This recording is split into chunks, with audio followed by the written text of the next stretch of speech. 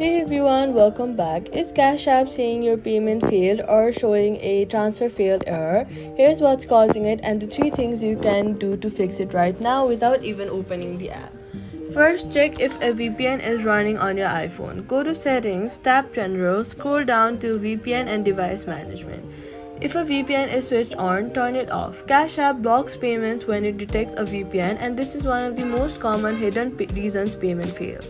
Secondly, go to your settings and then tap Wi-Fi. If you're on Wi-Fi, tap the network name and check your connection is stable.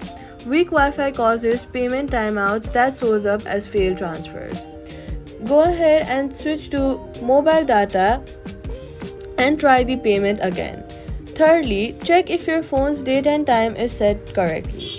Go to settings and then tap general, then scroll to date and time and make sure that the date and time is set automatically is turned on. Incorrect device time causes payment verification errors on Cash App that look like a network failure. After checking these three things on your iPhone, try the payment again.